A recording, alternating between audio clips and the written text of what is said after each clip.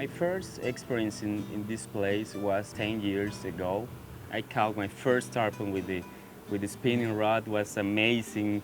See all the tarpons rolling. Baby tarpon, you know, 3 pounds, 5 pounds tarpon, but a lot of fish. A lot of fish was an experience, incredible experience for me. Since that moment, I was trying to come very often, and start to try with the fly rod.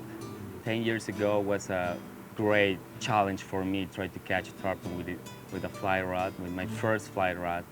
Then I caught many tarpons.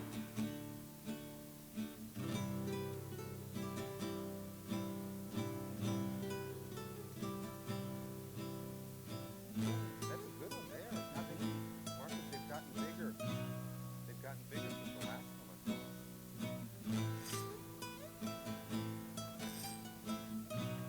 Nice cast. Oh, you see? Oh, in my first cast. Oh, is that cool? They roll exactly like the big ones. I know, huh? With the tail and... Man, acá, Marcos, get off the side of the road so you don't get run over. You go way back in the wetlands.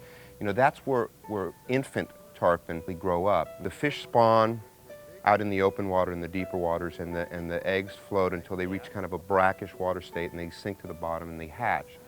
And once they hatch, you know, they're going to feed on things like mosquito larvae and shrimp larvae and other types of very minute creatures that are found back in these wetlands. So those fish here in San Felipe, the ones way back in the wetlands, are tiny. When you see a healthy stock of babies, you know that there's a chance for those babies to grow to the adult stage.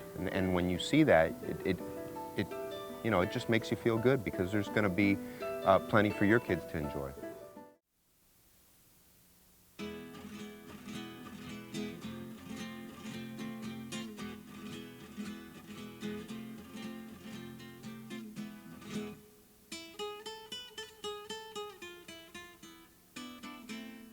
Once the fish in the wetlands get to be, you know, yay big, they start moving into the backs of these little creeks.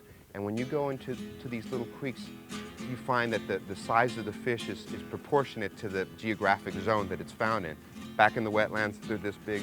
Back into the creeks, you know, they get about this big. When the water was kind of up a little high, you would go way back into these little creeks.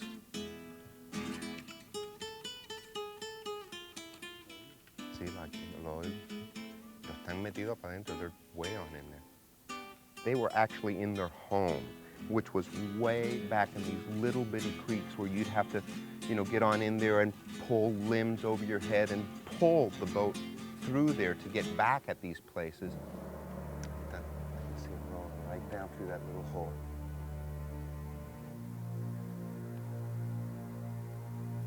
Okay, you see? I see him, yep, I see him. I don't know how in God's name we're going to get to him. Unless I fish right over that bush. Let's just keep going through here. What was really different about those places is that if you fished tarpon before, you know there's a certain point when the fish is too close to the boat that he generally is not going to eat the fly because he hears the noise of the boat and, you know, all those things, and he sees you casting from above, and so they spook. This is right here. You see? Yeah. Wow.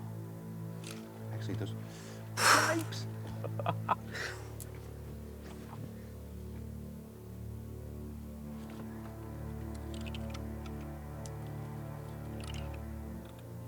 I got a fish. I've got a fish. I have a fish of some sort. Yeah, what is that? I don't know. It's a fish of some sort. Oh, snook. Maybe snook. I don't know, but it's a fish of some sort. I had my fly just dibbling in the water. I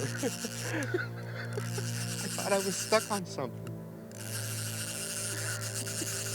What is that? I have no idea, bro. Absolutely no idea what it is. Oh, It's it's a a tarpon. tarpon. Look at that. I had this much line from my rod tip, and I'm just dibbling it in the water. Yeah, I saw. You told me, let's wait. They bite with the bow of the boat right there, with you right there, with all the limbs kind of crashing in around you and stuff. It's pretty unique to see that. Hey, Marcos, let me grab this little guy here if I can. Oh, look at that. Hoorah. Bro, look at that. Oh, tarpon? Well, Yeah. What about this? Wow.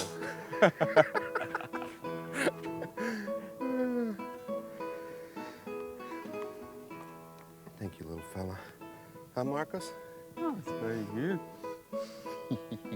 Goodbye. That's the real mangrove tarpon, huh?